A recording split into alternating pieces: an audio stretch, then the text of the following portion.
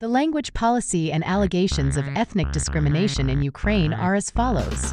1996, Ukraine designated Ukrainian as the only official language in Article 10 of the Constitution. This meant that Ukrainian, as the official language, was naturally used in school education and public institutions. 2012, during the Yanukovych regime, which had a pro-Russian inclination, a language law was announced that allowed the use of a language as the official language in the region if more than 10% of the population used it. As a result, Russian could be used as the official language in a considerable number of regions in the East. Post-2014, the language law revised by the regime that came in after the Euromaidan Revolution was not so much discrimination against Russian and Russian speakers, but a return to the original from the bad law made by the Yanukovych regime. 2019, the revised language law basically provides services in Ukrainian first, but if the customer has difficulty communicating in Ukrainian, the service can be provided in the language the customer wants if the employee can speak it and agrees. 2019, the revised language law aimed to increase the use of Ukrainian in public offices, educational institutions, and media such as TV, but it did not prohibit the use of Russian in everyday conversation. However, from the summer of 2022, fines began to be imposed on people using Russian in Ukrainian companies. When these matters are taken together, the language policy in Ukraine can be seen as an effort to recognize and protect diversity, where various languages and diverse language cultures coexist, rather than ethnic discrimination or oppression. However, this policy may be perceived as discrimination and oppression by some Russian residents.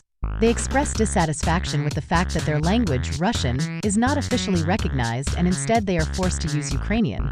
This can give them the feeling that their identity is not recognized and their efforts to maintain their language and culture are ignored. This dissatisfaction and discomfort have become one of the causes of heightened tensions between Russia and Ukraine.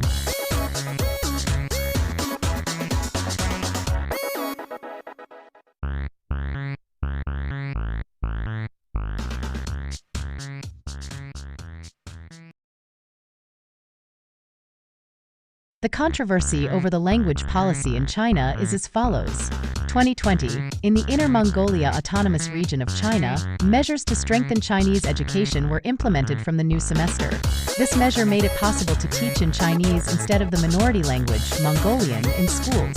This led to strong opposition from Mongolian students and parents. 2020, the backlash against these measures to strengthen Chinese education spread to overseas areas where Mongolians reside.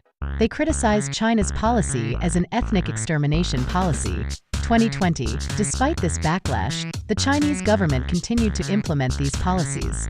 This led to a continuous increase in dissatisfaction among Mongolian students and parents. 2020, this situation has led to a continuous increase in dissatisfaction among Mongolian students and parents. This situation is being continuously pointed out by international human rights organizations in various countries. These issues need to be resolved through dialogue and negotiation. This should be applied to all countries and societies.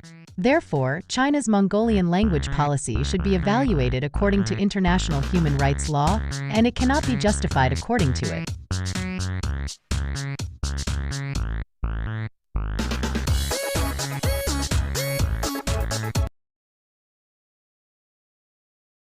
The process of the civil war in Ukraine due to ethnic discrimination and Russia's subsequent involvement in the war is as follows.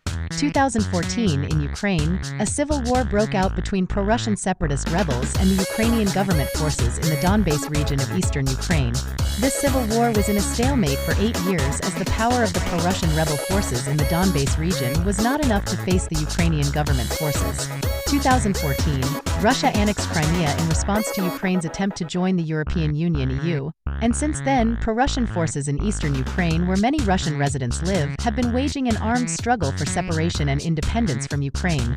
End of 2021, Russia began to increase its military forces near the border with Ukraine. February 24, 2022, Russia invaded Ukraine. This attack initially seemed to upset the balance due to Russia's offensive, but Ukraine began to develop in a different aspect by successfully defending the capital, Kyiv, with fierce resistance. December 21, 2022, the war in Ukraine marked 300 days since the outbreak. 2024 present, The war is still ongoing. Through this process, the civil war in Ukraine and the subsequent war have developed into complex international issues. This affects not only Russia and Ukraine, but also the European Union (EU), the North Atlantic Treaty Organization (NATO), and the whole world.